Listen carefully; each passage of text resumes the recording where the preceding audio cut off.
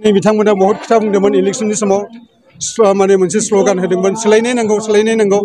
माने वान भट वान जब होनना बुंदोंमोन दिनै बेफोर माने फेलें जाबाय 2624 जन बेक्तिया मुंख्लं जादों आरो गोबां माने मानसिया न' बां सावजानायनि बाथ्रा दं जेल हाजत जानायनि बाथ्रा दं एनडिपिफ्रा संग्राम खालामनायनि बाथ्रा दं दा बेफोर गत्तै बाथ्राफोरखौ जों जुदि नट साट खालामजोबनानै जों जुदि अकल राजखान्थिल' गेलेनो सानो बे इनाय जागोन। खुलुमबाय लोगोफोर दिनैनि भिडिअ'आ ना पलिटिक्सनि सोदो पलिटिशियान BPF नि दैदेनगिरिफोर मैयानिमोन बे भिडिअ'आ मैया टाइमा हास्लाबिनि थाखाय आङो भिडिअ'खौ खालामनो हायाखै जाय हक मैया बिक्रम दैमारिनिखौ हगारदों दा BPF नि गोख्रों मावथि बा दैदेनगिरि बिथांमोना बुंदों बिथांमोननि सिगाङाव बुंदों जे BPF नि चिफ हाग्रामा महिलारि बिथाङानो फैफिननांगौ बेफोरबायदि आरोखि आरो नायोब्लाथ' माखासे मा होननानै बुङोब्ला जोंखौ दानो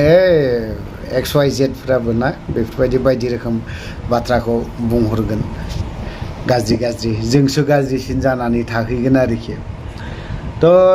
खामानि मावनाय दांनाय बेफोरखौ नायोब्ला थारैनो नंमारगौ परिबर्तना जोंनाव एसे एनै माहायबा फैदों खिन्थु 50% परिबर्तन जायाखै NDFB फोरनि बिथिङावथ' परिबर्तन जेबो गैया अपरिबर्तन बे आरोखि परिबर्तना बेनो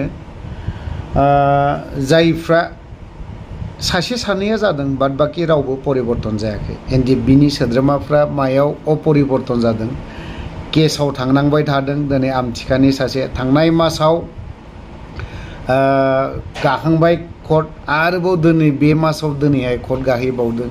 बेसेरा कर्ट गाहैनो केस सालायनो हा हु गासैखौबो फानफ्रामनो गोनां जादों बेनि देरसिन परिबर्तन आरो मा नांबावगौ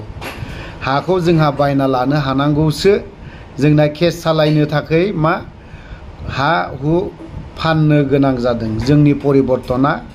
गुस्लायनाया जोंना नैबेनो गोदान सरकार फैगोन परिबर्तन सरकार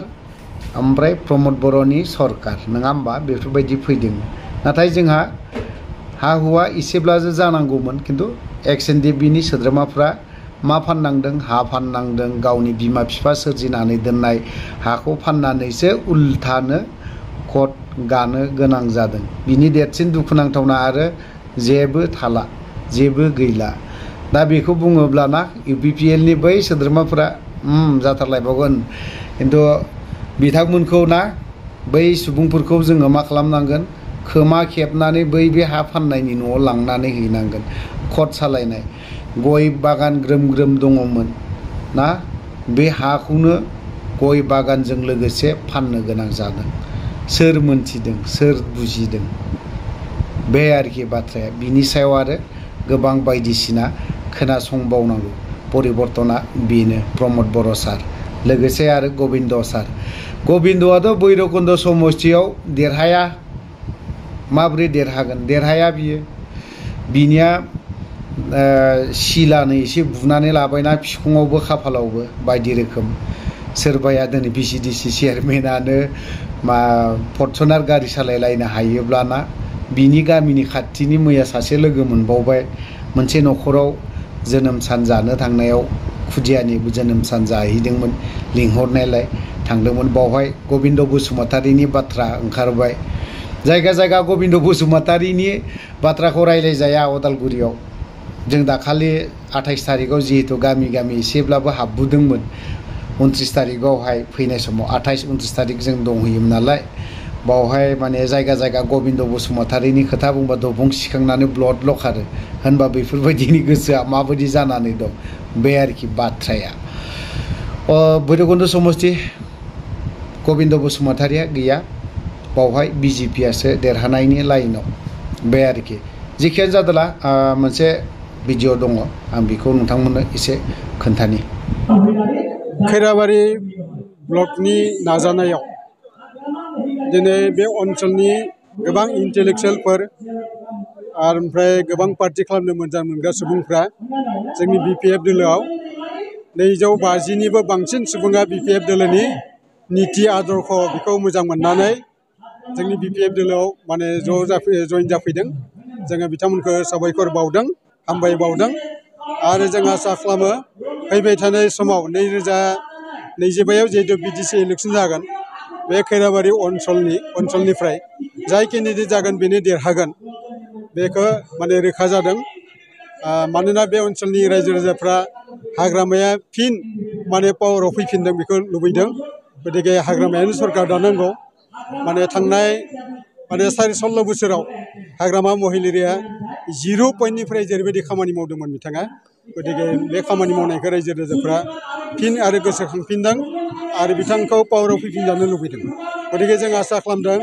रायजो राजाफ्रा जिहेतु बिथांखौ लुबैफिनदों, गतिके BPF दोलोनि बिजाथिफोरखौ रायजो राजाफ्रा भट होनानै देरहासार खालामगोन आं बेखौ आसा खालामदों।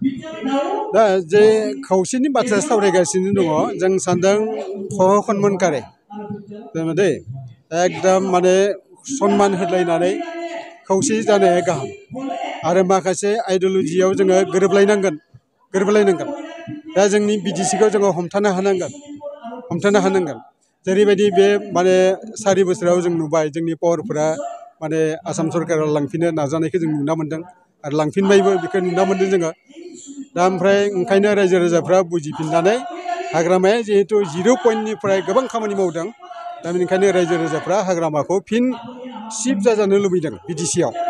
दा बेखौ जोङो गासैबो सब पार्टियानो माने एग्रिमेन्टआव फैनांगोन,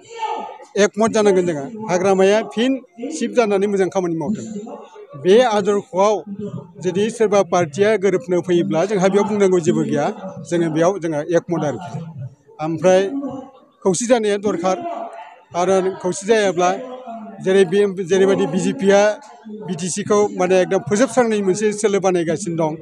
पावारफोरखौ बिथांमोना लांदों, जोंनि पावारफोरखौ लासै लासै माने खोमालांहोदों। जों मिथिबाय दिनै BTC सिगांनि समाव हाग्रामानि समाव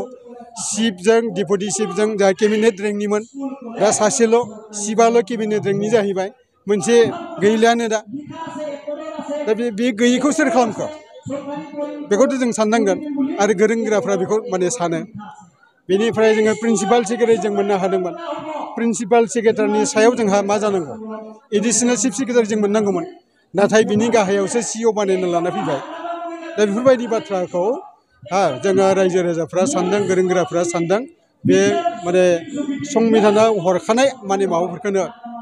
माने खोमानानै होदों दिनै पावारफोरखौ। ओंखायनो गोरों गोराफ्रा दुखु मोनदों। दा दिनै बिथांमोना बहुद खोथा बुंदोंमोन इलेक्सननि समाव, माने मोनसे स्ल'गान होदोंमोन, सोलायनाय नांगौ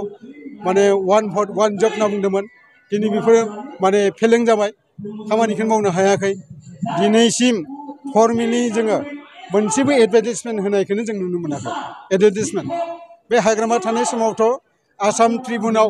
सम बिदि भेकेन्सि थानायफोरखौ जोङो माने फिलआप खालामनो थाखाय जोङो एडभार्टाइजमेन्ट होयोमोन। अग्रदुत पेपाराव जोङो बेखौ होयोमोन, बड'सा पेपाराव फोसावनाय जायोमोन, बेखौ फिलआप खालामनो थाखाय जोङो माने एडभार्टाइजमेन्ट होयोमोन आरोखि। खिन्थु जों दिनैसिम बेफोरखौ नुनो मोनाखै। ओंखायनो जोबोद दुखुनि बाथ्रा, जोङो दा उथिबोनाय सेंग्रा सिख्लाफ्रा बहुत जिहेतु शिक्षित जाबाय, बे शिक्षित मानसिफोरखौ जुदि साख्रि बाख्रि थिसननायनि मोनसे राहा लायाब्ला थ' उपाय गैया, जोंनि समाजा गाज्रि जागोन, लेखा फरायनाया मोनसे माने बन्द' जाहैगोन थाङै थुङै। गोजौ थाखोनि जों शिक्षा लाहैनो हानाय नङा नेक्स्ट जेनेरेसना। ओंखायनो बेफोरनि बागै सिन्तित जानांगौ, दा गतिके हाग्रामा महिलारिया जों बे BPF पार्टिया बेनि थाखाय जोङो सिन्तित। जोङो रायजोफ्रा जुदि जोंनो भट होयोब्ला, जोंखौ पावाराव लाबोफिनब्ला जों बे खामानिफोरखौ जों मावफिनगोन, बेखौ जों खोथा होयो। दा बेनो जोङो साफ्रोमबो मानसिया बुजिनांगोन। 1987नि 2 मार्चनिफ्राय मुभमेन्ट खालामनानै गेजेराव जोङो BAC मोनबाय, बिनि उनाव फैयै जोङो BTC जों मोननो हाबाय। दा जेनेबा BTR रेकर्डबो जानानै थांबाय। खिन्थु जों मोनसे खोथाखौ बुजिनांगोन, बेयाव सांबिधानिक भाबै जोङो मब्ला जों स्वीकृति मोनखो, सांबिधानिक भाबै बे 2003 सननि 10 फेब्रुवारिनि जिथु BTC एकर्ड, बे एकर्डनि जुगिदि जोङो दखरसे एलेका मोननो हादों। सांबिधानिक भारत संबिजितनि 6थि सिडुलाव बे एलेकाखौ थिसननानै होदों ट्राइबेलफ्रा बे ओनसोलाव थानानै जौगासारनाय माने मोननांगौ बेयाव लिरखानायानो दङ दा खिन्थु बेफोर दिनै लासै लासै गोमालांनो हमदों ओंखायनो एथ' बोसोर गोलाव संग्राम खालामनायनि उनाव भारत संबिजितना भारत सरकारा जोंखौ साংবিधानिक भाबै जिहेतु मर्यादा होदों बे मर्यादाखौ लानानै जोङो खामानि जों मावलांनांगौ दा ओंखायनो BPF राजखान्थि हान्जाया बे 2003 सननि 10 फेब्रुवारियाव जिदि BTC एकर्ड बे एकर्डखौ जोङो सनमान होनानैनो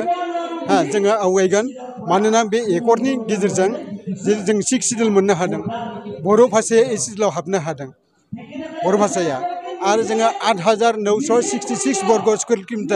किल'मिटार जोङो दखरसे हा मोननानै 40टा डिपार्टमेन्टखौ जोंनो गथायनानै जोङो माने सलायनो होदोंमोन दा बे बाथ्राफोरखौ जोङो बावबा जानाय नङा जोंनि रेकर्डआव दाबो दङ बे माने 17 बोसोर मुभमेन्टआव 2,624 जन बेक्तिया मुंख्लं जादों आरो गोबां माने मानसिया न' बां सावजानायनि बाथ्रा दं जेल हाजत जानायनि बाथ्रा दं NDPफ्रा संग्राम खालामनायनि बाथ्रा दं दा बेफोर गथै बाथ्राफोरखौ जों जुदि नटसाट खालामजोबनानै जों जुदि अकल राजखान्थिल' गेलेनो सानो बे इनाय जागोन ओंखायनो जों सानदों सब मानसियानो बे बाथ्राफोरखौ गोसोखांनानै जों जाहाथे बे एलेकायाव दा प्राय 35 लाख मानसि जाबाय बे 35 लाख मानसिखौ जाहाथे मोजां बेंनो हायो खुंनो हायो बिनि थाखाय राजनीतिक